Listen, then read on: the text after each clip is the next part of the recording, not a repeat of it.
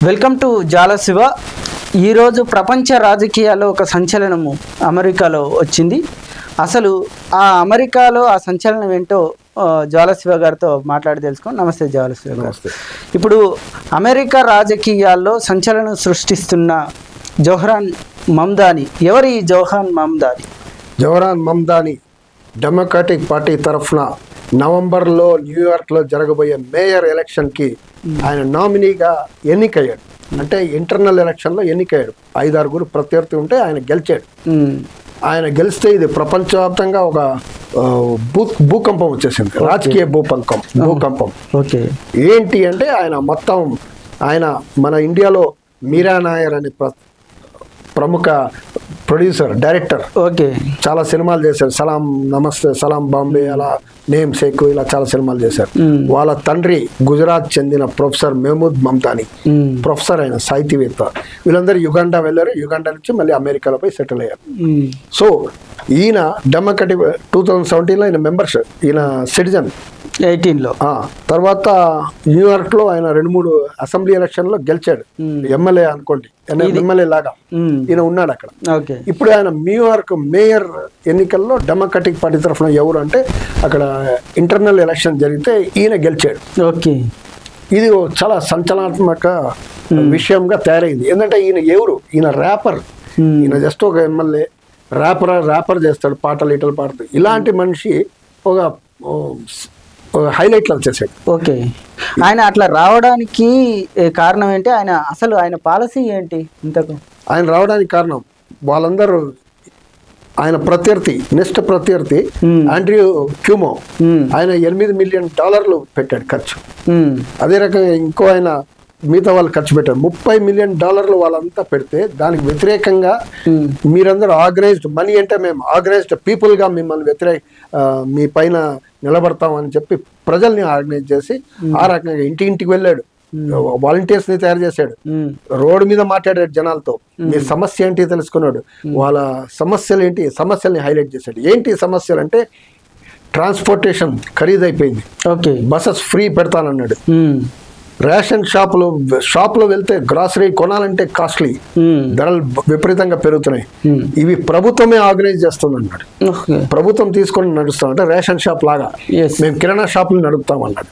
అంటే దీనివల్ల తక్కువ ధరకు అందిస్తామన్నాడు. అదే రకంగా మీకు రెంట్ ఫ్రీజ్ చేస్తామన్నాడు. ఇది పెద్ద డిమాండ్, ఇది రెంట్ ఫ్రీజ్. సో ఇలాంటి మెట్రో కార్డ్, దీనిపైన కూడా ధరలు తగ్గిస్తాం అంటే మీరు బతికేటట్టు చేస్తాను, అఫోర్డబుల్ న్యూయార్క్ తీసుకొస్తాను అన్నాడు. New York should be affordable to all the people, not only billionaires అన్నాడు ఆయన. ఇప్పుడు ఈయన ఇవన్నీ చెప్తా ఉంటే అక్కడ వివిధ పార్టీలు కానీ, రాజకీయవేత్తలు కానీ, ప్రజల నుంచి కానీ ఆయన మీద వస్తున్న స్పందన ఏంటి ఈయన మాటల మీద? మొట్టమొదటిగా ఒక డెమోక్రటిక్ పార్టీ నామినీగా వస్తే ట్రంప్ రియాక్ట్ అయ్యాడు. ప్రెసిడెంట్ ట్రంప్ 100% కమ్యూనిస్ట్ పిచ్చోడు అని చెప్పాడు. ఈయన పిచ్చోడు, ఏం మాట్లాడుతున్నాడు, ఎలా ఉన్నాడు, చూడటానికి ఎలా ఉన్నాడు, ఎలా మాట్లాడుతున్నాడు అని కూడా అంత దారుణంగా ఒక ప్రెసిడెంట్ స్థాయిలో కాకుండా అలా మాట్లాడాడు.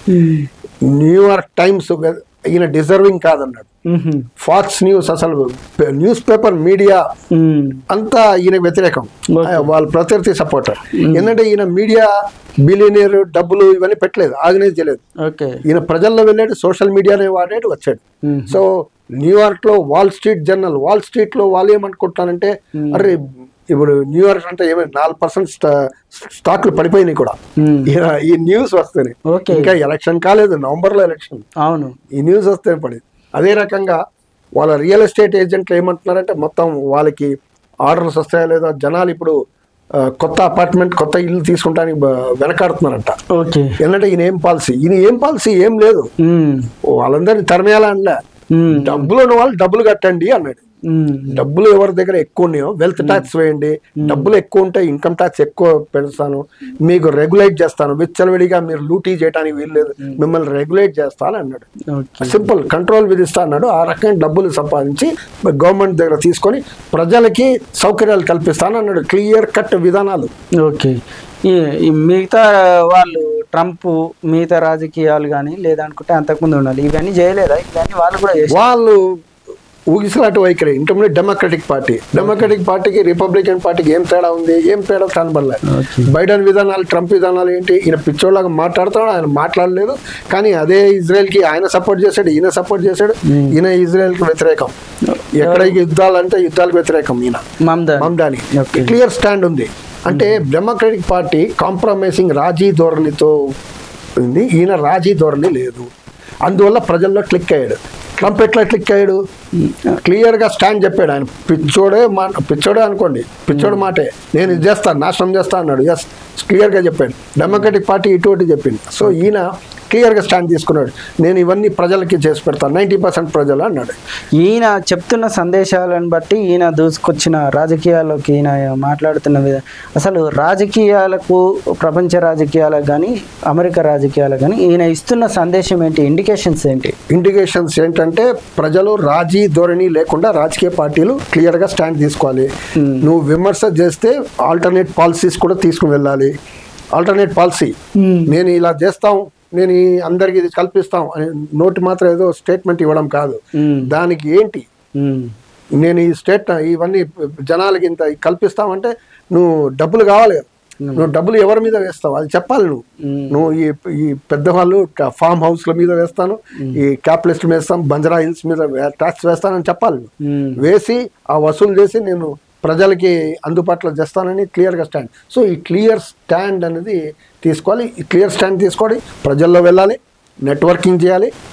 ఆ రకంగా వెళ్తే డెఫినెట్గా భారతదేశం ప్రజల్లో, దీంట్లో ప్రపంచంలో కూడా ఓ ఆల్టర్నేట్ పాలిటిక్స్ రావడానికి ఈయన సూచన. అందుకే ఈయన పాపులర్ అయ్యాడు.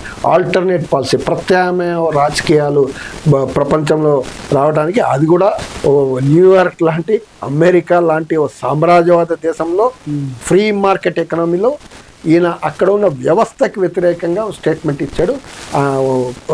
విధానాల్ని తీసుకొచ్చాడు, ప్రచారంలో తీసుకొచ్చాడు. ప్రజలు ఆయనకి మద్దతు కూడా ఇచ్చారు. అంటే ఆయన చెప్పడం ఏమంటే ఇన్ఈక్వాలిటీకి వ్యతిరేకంగా పోరాటం చేస్తున్నా అన్నాడు. థ్యాంక్ యూ శివ గారు. మరో ఇంటర్వ్యూలో మళ్ళీ కలుద్దాం. చూస్తూనే ఉండండి జ్వాల శివ ఛానల్.